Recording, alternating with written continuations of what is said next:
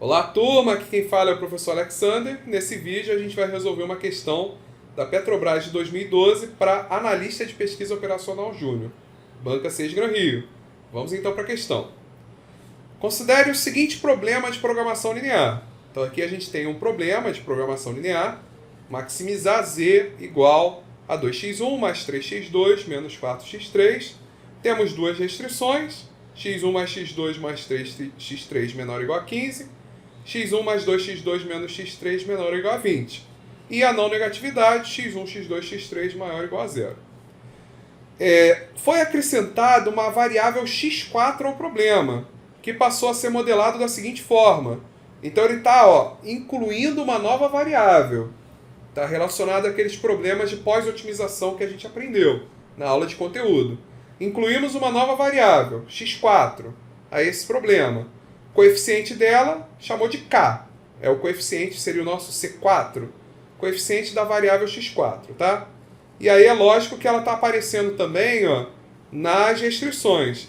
Repara que para cada unidade x4 a gente reduz aqui uma unidade dessa restrição e o uso dela aqui na segunda restrição, a gente usa duas unidades da restrição para cada unidade de x4.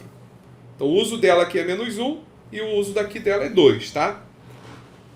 E aí ele pede qual é o valor máximo que o parâmetro k pode assumir sem alterar o valor ótimo da função objetivo encontrado para o problema original. Então a gente quer saber, esse valor de k aqui ele tem que ter um valor, ele tem que ter um valor tal que a entrada de x4 passaria a ser vantajosa. Ou seja, ele tem que ter um valor mínimo que alteraria a solução ótima. Se ele for menor do que esse valor, a solução ótima não se altera. E é justamente isso que a gente quer saber. Qual é o valor máximo de k que a solução ótima não vai se alterar? Que é o valor mínimo a partir da qual ele se alteraria, digamos assim. Então esse aí é aquele tipo de problema que a gente quer investigar justamente o valor desse coeficiente da inclusão de uma nova variável de decisão, tá? Então vamos lá.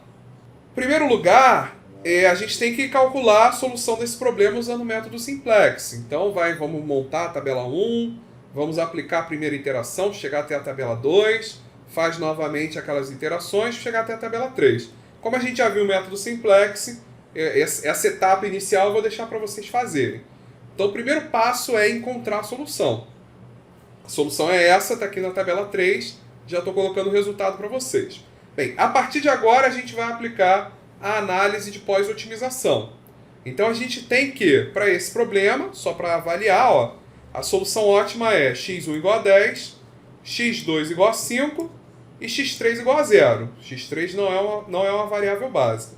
E o valor de z dessa solução ótima é igual a 35.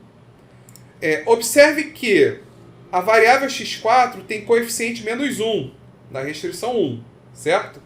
Coeficiente menos 1 na restrição 1. E ela tem um coeficiente 2 na restrição 2. É só olhar lá na função, nas restrições do problema. O coeficiente dela é menos 1, o coeficiente dela na restrição 2 é 2. Tá vendo? Menos 1 e 2. Tá, o que isso significa?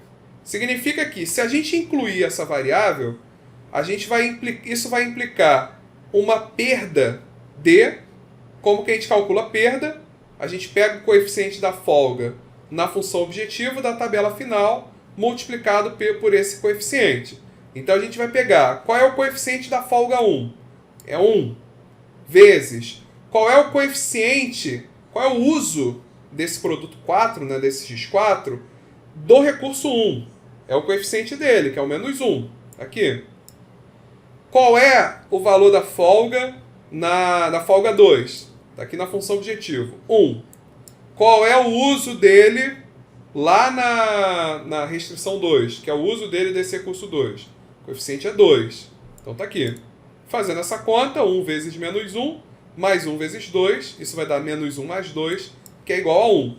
Significa o quê? Significa que, para que a solução se mantenha, para que a solução ótima não seja alterada, o coeficiente 1, o coeficiente x4, ele tem que ser no máximo igual a 1.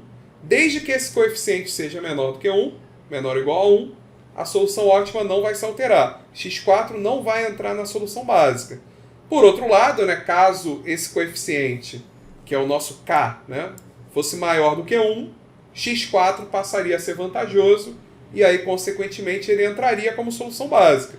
E a solução ótima se alteraria, né? A solução ótima do problema iria mudar, né? O valor de z iria aumentar, porque a entrada de x4 contribuiria mais para o ganho do que os valores que a gente atribuiu para x1 e x2.